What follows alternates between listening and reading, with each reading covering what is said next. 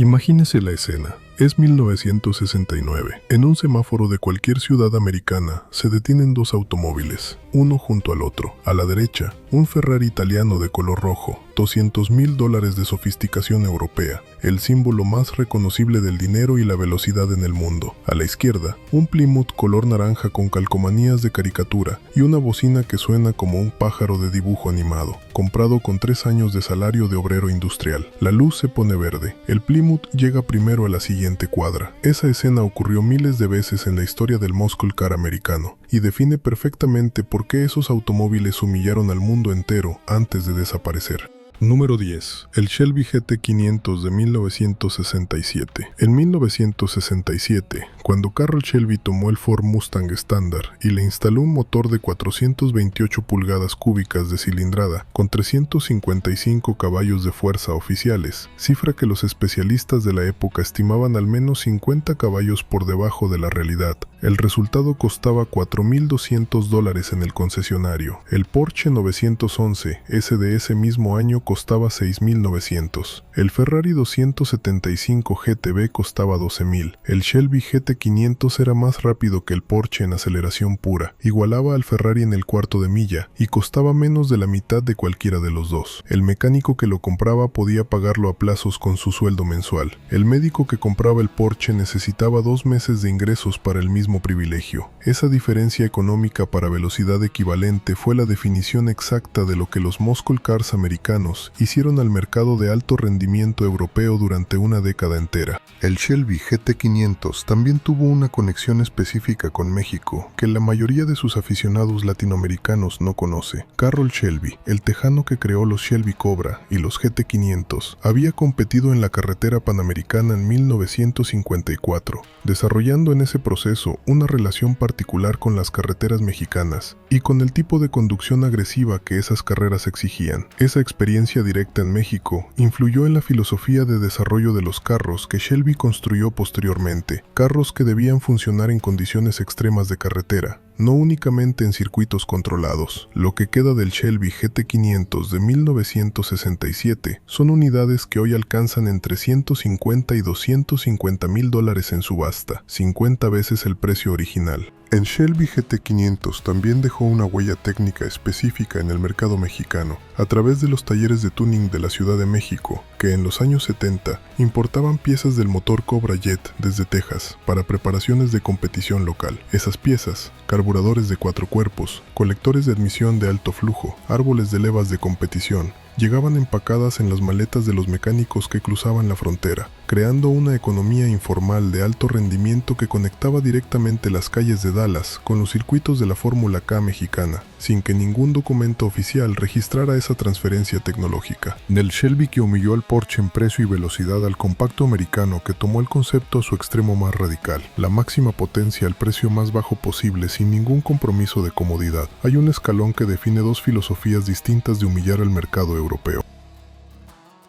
Número 9. El AMC AMX 390 de 1968. American Motors Corporation era en 1968 la más pequeña de las 4 grandes corporaciones automotrices americanas, con recursos significativamente menores que General Motors, Ford o Chrysler, y sin embargo produjo en ese año el único automóvil de 2 plazas de origen americano capaz de competir directamente con el Chevrolet Corvette en rendimiento, a un precio que lo hacía accesible para compradores que nunca podrían pagarse un Corvette. El AMC AMX, con motor de 390 pulgadas cúbicas y 315 caballos de fuerza, costaba $3,200, $1,000 menos que el Corvette estándar de ese año. 2 plazas, capó con toma de aire funcional, aceleración de 0 a 100 km por hora en menos de 7 segundos en la versión de producción regular y récords de velocidad en Pikes Peak que dejaron en evidencia que el rendimiento de ese motor en ese chasis era genuinamente superior a lo que su precio sugeriría. Craig Breedlove,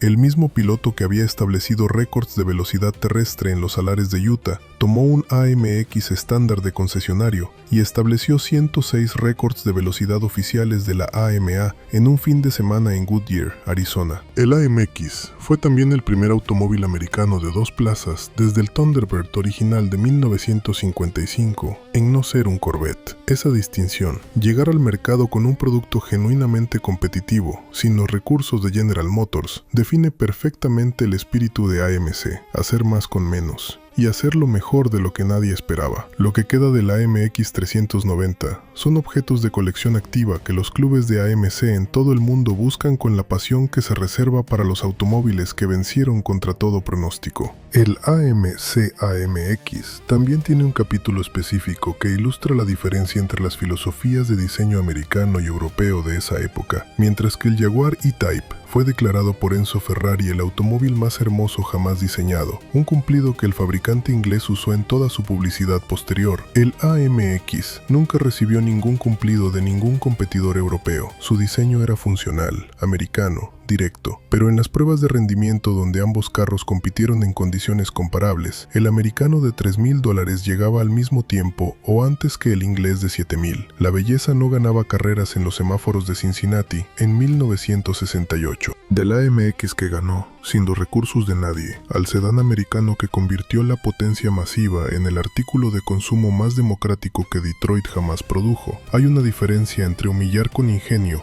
y humillar con pura potencia bruta. Número 8. El Oldsmobile Toronado de 1966. Este es el caso más sorprendente de esta lista, porque el Toronado no era un muscle car en el sentido convencional, era un gran turismo de tracción delantera, el primero de producción americana desde el Cord de 1937, con un motor de 425 pulgadas cúbicas y 385 caballos de fuerza, mientras que los muscle cars convencionales ignoraban completamente la tecnología de tracción delantera, porque se consideraba incompatible con la potencia que los motores de la era requerían. Oldsmobile resolvió ese problema con una ingeniería tan audaz que la revista Motor Trend lo eligió auto del año en 1966. El Toronado costaba $4,900, cuando el Jaguar E-Type de tracción trasera y diseño legendario costaba más del doble y producía 70 caballos menos. La comparación directa entre los dos carros en pruebas independientes de la época mostró que el Toronado era más rápido en el cuarto de milla y más manejable en condiciones de lluvia, gracias precisamente a esa tracción delantera que los puristas del muscle car habían descartado como incompatible con el alto rendimiento. En México el Toronado llegó a conocerse a través de un canal inesperado. Las películas mexicanas de finales de los años 60 que ambientaban sus tramas en el México moderno y próspero del desarrollo estabilizador utilizaban automóviles americanos grandes y lujosos como signos visuales de modernidad, y el Toronado, con su silueta larga y baja,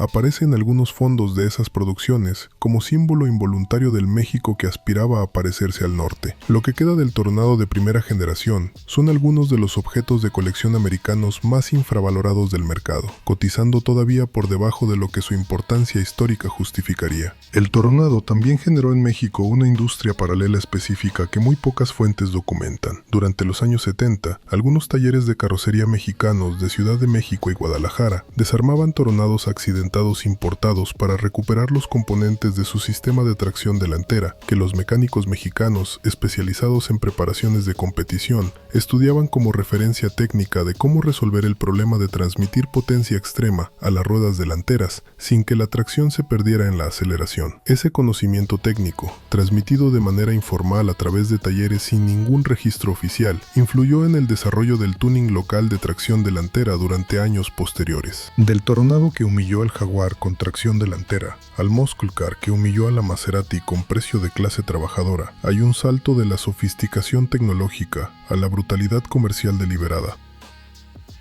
Número 7. El Pontiac GTO Dodge de 1969. Ya apareció en el escenario anterior, bajo el ángulo de las regulaciones que lo destruyeron. Aquí merece su lugar bajo el ángulo del humillamiento económico que protagonizó antes de esa destrucción. En 1969, el GTO Dodge, con motor Ram Air 3 de 400 caballos de fuerza, costaba $3,005. El Maserati Ghibli de ese mismo año, el gran turismo italiano más bello de la década, con diseño de Giugiaro y motor V8 de 330 caballos, costaba entre $12,000 y $14,000 importado a Estados Unidos. El Pontiac era más potente, más rápido en línea recta y costaba 4 veces menos. El propietario del Maserati podía argumentar diseño, exclusividad, refinamiento europeo. El propietario del Dodge podía argumentar que había llegado primero al semáforo. En una era donde llegar primero al semáforo era la métrica de estatus más importante en la cultura juvenil americana, ese argumento ganaba consistentemente.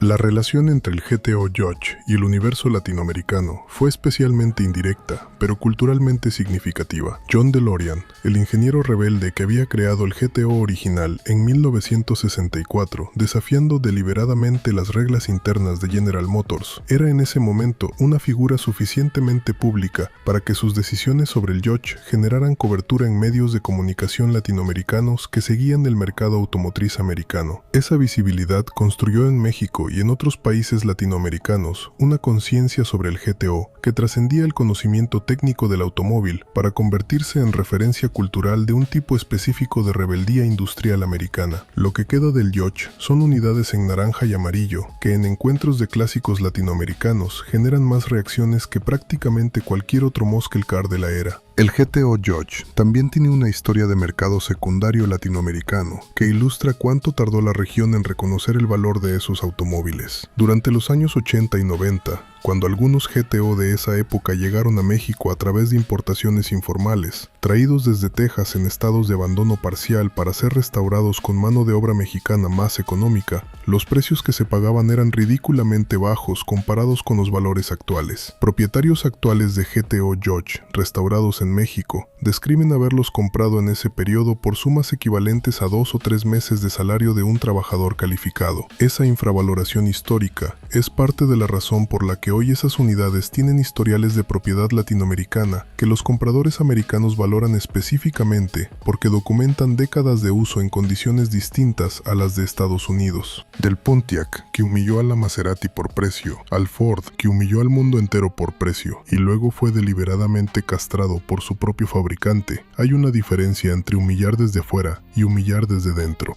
Número 6. El Ford Mustang Shelby GT500 KR de 1968. Las siglas KR significaban King of the Road, Rey de la Carretera, y en 1968 esa afirmación era completamente literal. Motor de 428 pulgadas cúbicas en especificación Cobra Jet con 335 caballos oficiales y considerablemente más en la realidad. 4 velocidades manuales. Carrocería que Carroll Shelby había refinado hasta el punto en que apenas guardaba relación visual con el Mustang estándar que salía de la misma planta de Dearborn. El precio, $4,400. El Alfa Romeo Spider de ese mismo año costaba $3,800. Menos que el GT500 KR, pero producía 116 caballos de fuerza contra los más de 400 reales del Shelby. Esa comparación de precio y potencia, el italiano deportivo icónico versus el americano brutalmente poderoso dentro del mismo rango de precio, resume perfectamente la paradoja del muscle car de los 60. El mercado europeo vendía imagen y refinamiento, el americano vendía velocidad real a precio de clase media. Y para el comprador que priorizaba velocidad real, la elección era obvia. El GT500KR también tuvo un vínculo específico con México a través de las carreras. Durante los años finales de la carretera panamericana original y en las primeras temporadas del Autódromo Hermanos Rodríguez, los mecánicos mexicanos especializados en preparaciones de competición utilizaban componentes del motor Cobra Jet como base para sus preparaciones más extremas, importando piezas desde Texas a través de los mismos canales informales que alimentaban el tuning de alto rendimiento mexicano de esa época. Esa influencia técnica directa del motor Shelby sobre el motorsport mexicano de base es un capítulo que ninguna historia oficial del automovilismo nacional ha documentado con la precisión que merece. Lo que queda del GT500KR son unidades con número de chasis documentado que alcanzan entre $200 y $350,000 en subasta. El GT500KR también ilustra un fenómeno específico de la era que los historiadores del muscle car rara vez mencionan directamente. La competencia entre los propios fabricantes americanos era tan intensa que algunos ingenieros de Ford, GM y Chrysler se comunicaban informalmente, a veces socialmente, fuera de las oficinas, para conocer los límites técnicos que sus rivales estaban alcanzando y superarlos en el modelo siguiente. Carroll Shelby era particularmente activo en ese tipo de inteligencia informal.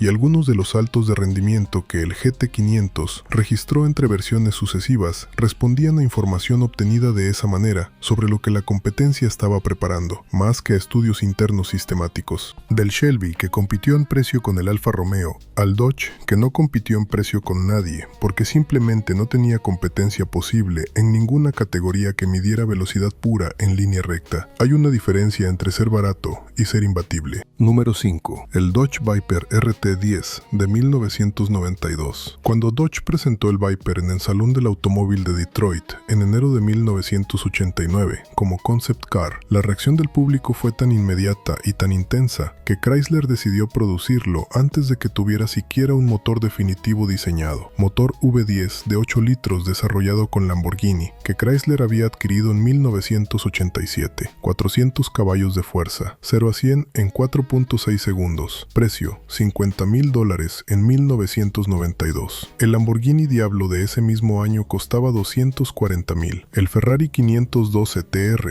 costaba $170,000. El Viper era más rápido que ambos en la mayoría de las métricas de rendimiento en línea recta y costaba entre una tercera y una quinta parte del precio. La humillación no fue únicamente de rendimiento, fue que el motor V10 que Chrysler usó para el Viper era un derivado directo del motor de camión que Dodge vendía para uso en pickup trucks de trabajo, la misma tecnología básica que movía los camiones de reparto reencarnada en el superdeportivo que hacía quedar mal a los italianos. En México el Viper llegó a conocerse precisamente en el momento en que el país vivía la crisis económica de 1994 y sus consecuencias inmediatas, lo que convierte la historia de ese automóvil en México en una paradoja específica. El año en que el Viper finalmente llegaba a los concesionarios americanos con plena disponibilidad, el comprador mexicano que hubiera podido considerarlo estaba recalculando todos sus activos después de la devaluación. Esa coincidencia histórica, el automóvil americano más agresivo de la era llegando al mercado exactamente cuando México no podía comprarse nada, define con precisión involuntaria la distancia entre los dos países en ese momento específico. Lo que queda del Viper RT-10 original son unidades que en mercados de coleccionismo americano alcanzan entre $40,000 y $80,000, con los primeros años de producción cotizados por encima del promedio. El Viper también tuvo una historia específica de presencia en México, que ilustra la paradoja del automóvil de alto rendimiento importado durante la crisis económica. Algunos de los pocos Viper que circularon en México en los años 90 fueron adquiridos por sus propietarios en Estados Unidos durante periodos de trabajo o estudio en ese país, y traídos al regresar aprovechando los plazos de importación temporal que la legislación mexicana permitía en ciertos casos. Esos Viper, circulando por las calles de Monterrey o Guadalajara en el contexto de una economía en recuperación, representaron durante años el contraste más extremo entre la riqueza concentrada y la austeridad generalizada que el México de mediados de los 90 mostraba en sus calles. Del Viper americano, que usó tecnología de camión para humillar a los italianos, al Chevrolet que aplicó la misma lógica con resultados todavía más extremos en términos de la relación entre lo que costaba y lo que lograba. Hay un escalón que lleva al muscle car de producción, más rápido que ningún fabricante americano haya producido en la era dorada. Número 4. El Chevrolet Corvette ZR1 de 1990, King of the Hill. En 1990, Chevrolet presentó el ZR1, una versión del Corvette con motor de 5.7 litros, diseñado por Lotus Engineering en Inglaterra, 400 caballos de fuerza, velocidad máxima de 278 km por hora. Precio, $59,900. El Porsche 959, el automóvil que la prensa especializada de esa época consideraba el referente técnico más avanzado del mundo, costaba en el mercado americano de segunda mano entre $300,000 y $450,000 para las pocas unidades que habían llegado ilegalmente al país. El ZR1 era significativamente más rápido que el Porsche en pruebas de pista realizadas por publicaciones especializadas americanas en 1991. Esa comparación específica, el americano de $59,000 superando al alemán de $400,000 en condiciones controladas, fue la declaración más elocuente que el muscle car americano hizo contra el establishment del alto rendimiento europeo en toda la historia de ese enfrentamiento. El apodo King of the Hill que la prensa americana le dio al ZR1 era una referencia directa al debate de si el automóvil americano más rápido de producción regular podía competir contra los superdeportivos europeos que costaban 5 o 6 veces más. La respuesta que el ZR1 dio fue suficientemente clara para que el debate dejara de ser teórico. La revista Car and Driver publicó en su número de junio de 1992 una prueba comparativa entre el ZR1 y el Ferrari 348, el Ferrari de producción regular más rápido de ese momento, donde el americano ganó en todas las métricas de rendimiento, a un precio que era la tercera parte del italiano. Esa prueba específica circuló en publicaciones especializadas latinoamericanas y construyó en México y en otros países de la región una narrativa sobre la superioridad del músculo americano sobre la sofisticación europea que perdura hasta hoy en las conversaciones de los aficionados de esa generación. Lo que quedó del ZR1 de primera generación son objetos de colección que alcanzan entre 40 y 70 mil dólares, notablemente por debajo de lo que su importancia histórica justificaría en un mercado justo. El ZR1 también generó en México un debate específico entre los aficionados al rendimiento que frecuentaban las revistas especializadas de esa época. La pregunta que circulaba en los talleres y en los encuentros informales de entusiastas era directa: si el Corvette ZR1 americano de 59 mil dólares era más rápido que el Ferrari de 200 mil, ¿qué estaba comprando exactamente el dueño del Ferrari? La respuesta que los aficionados mexicanos de esa época formulaban entre sí incluía elementos que ningún análisis de marketing habría capturado. El Ferrari compraba una bandera italiana, un nombre con 80 años de historia de carreras, la certeza de que Enzo Ferrari o sus sucesores habían revisado personalmente cada decisión de diseño del vehículo. El Corvette compraba velocidad pura sin ninguno de esos elementos adicionales. Para quien solo quería velocidad, la elección era obvia. Para quien quería todo lo demás, también. Y esa claridad de elección, el muscle car americano como la opción más honesta del mercado para quien priorizaba la métrica más simple, era exactamente la filosofía que lo hacía diferente de cualquier alternativa. Del Corvette que venció al Porsche por un quinto del precio, al muscle car que realizó la humillación más extraordinaria de toda la era, venció al Ferrari con un V6 de 6 cilindros, hay un salto que desafía todas las intuiciones sobre lo que un motor necesita tener para ser el más rápido. Número 3. El Plymouth Roadrunner 440 Six-Pack de 1969. Ya apareció en el escenario anterior de esta serie. Aquí merece su lugar en el podio de las humillaciones por precio, porque su historia específica en ese sentido no tiene equivalente en ningún otro automóvil de la era. $3,300 en 1969. 450 caballos de fuerza reales, según las pruebas independientes de la época, sin alfombra de lujo, sin consola central, sin radio de serie, porque incluirlos habría añadido costo que Plymouth deliberadamente eligió no transferir al comprador. El Ferrari 365 GT2 más 2 de ese mismo año costaba $14,000 en Estados Unidos. El Ferrari producía 320 caballos de fuerza. El Roadrunner costaba menos de una cuarta parte, producía más potencia y era más rápido en la única métrica que la cultura del semáforo americano de esa época reconocía como definitiva, el cuarto de milla. La filosofía detrás de esa relación precio-potencia fue articulada públicamente por los propios ingenieros de Plymouth que crearon el modelo. El muscle car no debería ser un producto de lujo,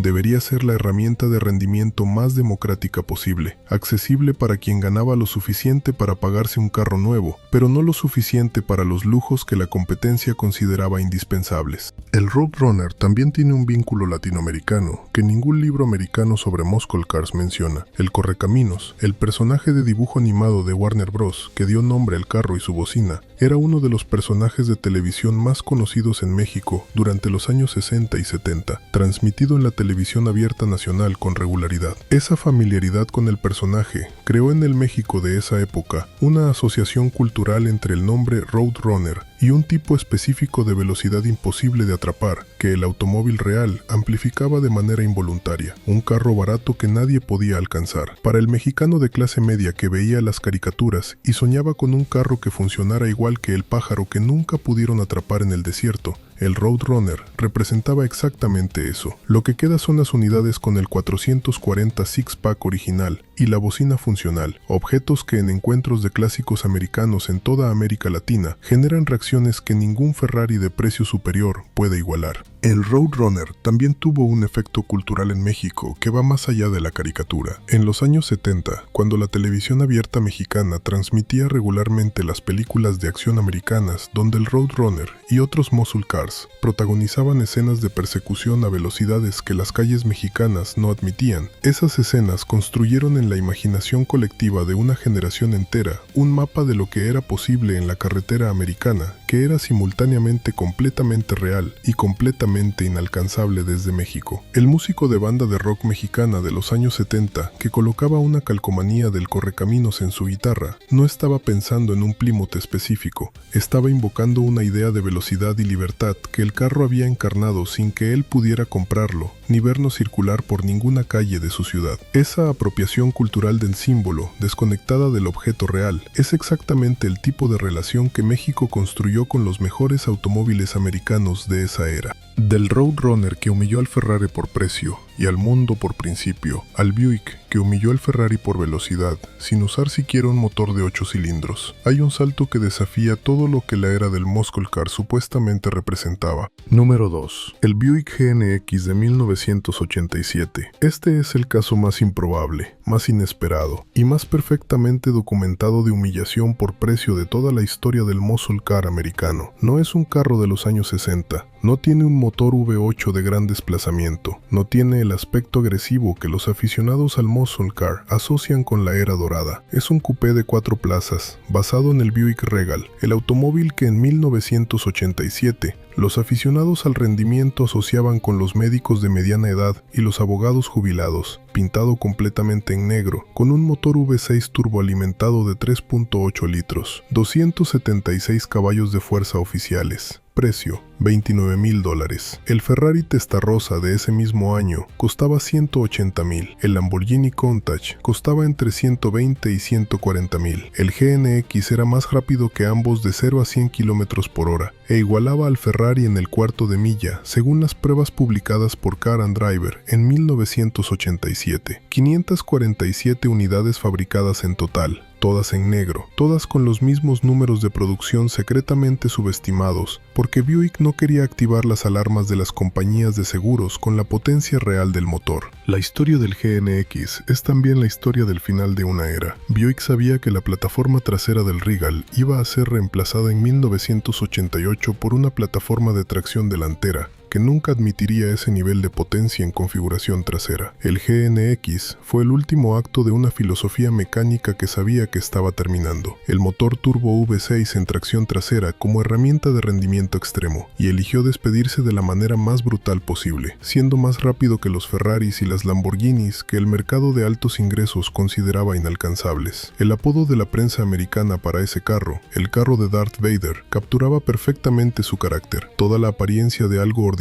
con toda la potencia de algo extraordinario, lista para desplegarse sin previo aviso. En México, el GNX llegó a conocerse casi exclusivamente a través de las revistas americanas de rendimiento que circulaban entre los aficionados más serios. Fue demasiado raro y demasiado costoso para llegar en cantidades significativas al mercado mexicano de importación informal, pero su historia circuló con la misma intensidad que las historias de los mejores carros de la era dorada, porque la narrativa era irresistible. Un Buick más rápido que un Ferrari. Hoy, el GNX alcanza entre $150,000 y $250,000 en subasta, 5 a 8 veces su precio original, en un mercado de coleccionismo que finalmente le está dando el reconocimiento que sus contemporáneos no supieron darle. El GNX también tiene un capítulo de falsificación que ilustra cuánto deseaba el mercado ese automóvil específico. Durante los años 90, aparecieron en el mercado americano de segunda mano un número de Buick Regal Grand National, la versión de producción regular del mismo carro, cuyos propietarios habían añadido los emblemas, las calcomanías y algunas piezas exteriores del GNX para hacerlos pasar como la versión limitada. Esas falsificaciones, técnicamente perfectas en algunos casos, porque los propietarios sí instalaban los componentes mecánicos del GNX eran detectables únicamente verificando el número de producción en los registros de ASC/McLaren. El hecho de que existieran falsificaciones del GNX cuando el original era un Buick Regal de apariencia ordinaria dice todo lo que necesita decirse sobre el estatus cultural que ese automóvil alcanzó entre los aficionados al rendimiento americano. Del Buick que venció al Ferrari con 6 cilindros, al Plymouth que venció a todo el mundo con $2 por caballo de fuerza y un bocina de caricatura, hay un solo paso, el paso hacia la humillación más perfecta que el muscle car americano protagonizó en toda su historia. Número 1. El Plymouth Hemi Barracuda de 1971. El caso más extremo de humillación por precio que la era del muscle car produjo no es el más barato de esta lista, sino el más eficiente. 108 unidades fabricadas en total en ese año específico. Motor 426 Hemi de 425 caballos oficiales, considerablemente más en la realidad.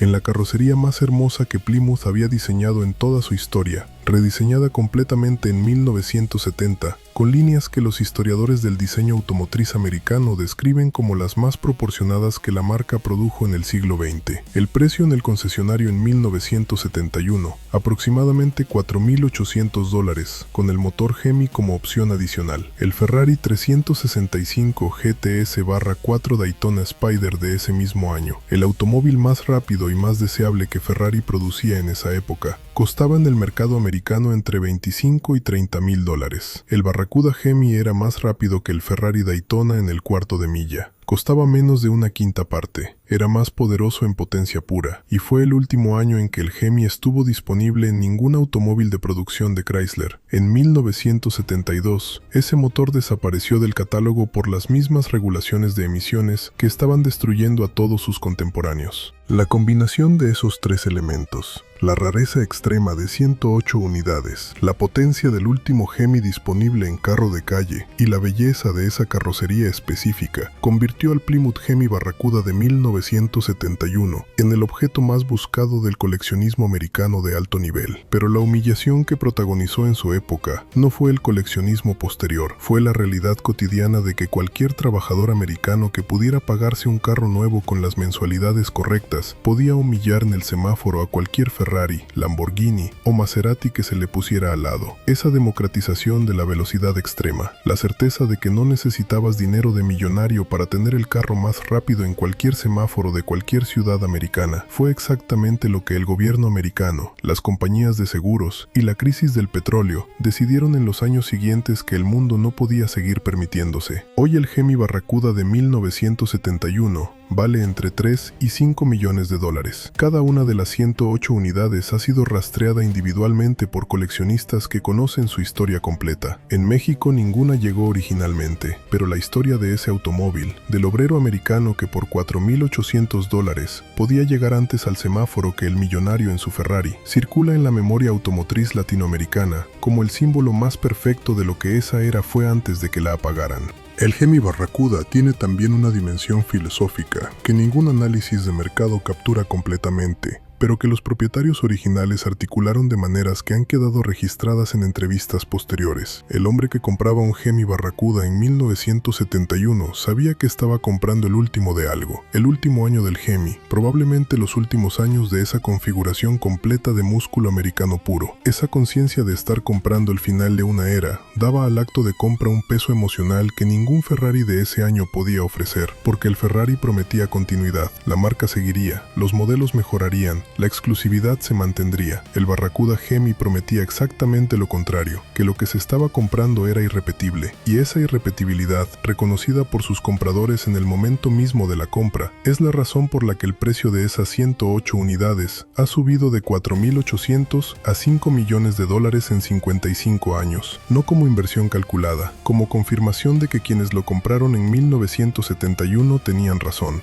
El Hemi Barracuda tiene también una historia específica que conecta directamente con la experiencia latinoamericana de ver ese automóvil en las publicaciones especializadas de la época. Las revistas americanas de rendimiento que circulaban entre los aficionados mexicanos más serios publicaron en 1971 fotografías del Barracuda con el motor Hemi abierto, mostrando los 6 carburadores Weber y los colectores de admisión en configuración de competición. Para el mecánico mexicano que veía esas fotografías, el motor era simultáneamente familiar, derivado de la misma filosofía de los grandes V8 americanos que él reparaba en Darts y en Galaxies, y completamente extraordinario en el nivel de preparación que representaba. Esa familiaridad con la mecánica básica, combinada con el asombro ante el nivel de desarrollo específico del Hemi, creó en los talleres de rendimiento mexicanos una cultura de respeto hacia ese motor que perduró décadas más allá del tiempo en que circuló. Y esa cultura de respeto, construida a través de fotografías y especificaciones en lugar del contacto directo con el automóvil, es la relación más honesta que México tuvo con la era dorada del muscle car americano, conocida de lejos, admirada en silencio, imaginada con precisión técnica por mecánicos que nunca pudieron abrir el cofre de un Hemi Barracuda real, pero que sabían exactamente lo que encontrarían si alguna vez lo hicieran.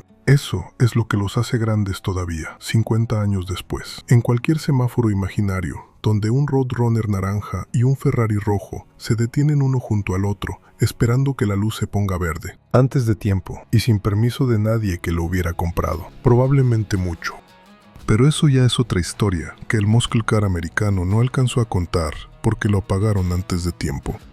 Esas decisiones ya están tomadas, pero los carros que produjeron y la velocidad democrática que representaron siguen siendo la respuesta más elocuente a la pregunta de qué podría haber sido diferente si nadie las hubiera tomado. Y esa tolerancia, sus límites, sus razones, las personas que los decidieron, es exactamente el tema del que trata todo lo que se ha contado en esta lista, no los carros, las decisiones que determinaron hasta cuándo y hasta dónde podían existir, sin disculparse por la potencia, sin pedir perdón por el precio bajo, sin pretender ser algo distinto a lo que eran. El muscle car americano fue la declaración más honesta que la industria automotriz hizo en el siglo XX sobre lo que debería significar la velocidad, y su desaparición fue la respuesta igualmente honesta del mundo sobre lo que estaba dispuesto a tolerar. Eso también es parte de la historia, y también merece contarse. Con la misma honestidad con que esos carros compitieron en los semáforos americanos, sin pedir permiso a nadie. Estos 10 automóviles humillaron al mundo de una manera que ninguna corporación europea anticipó, ni supo cómo responder en su momento. No con tecnología superior, con precio inferior, no con sofisticación de ingeniería, con brutalidad de desplazamiento, no con exclusividad, con acceso democrático a velocidades que antes solo el dinero de las élites podía comprar. Esa humillación duró exactamente el tiempo que duró la era del muscle car, desde 1964 hasta 1973, los 9 años en que Detroit decidió que cualquier americano con un trabajo y un crédito decente merecía tener el carro más rápido del semáforo. Después llegaron las regulaciones, el petróleo y la factura de los seguros, y la humillación terminó, pero mientras duró, fue la declaración más honesta que la industria automotriz americana hizo sobre lo que creía que merecían sus propios compradores. No nostalgia por los carros, nostalgia por esa convicción,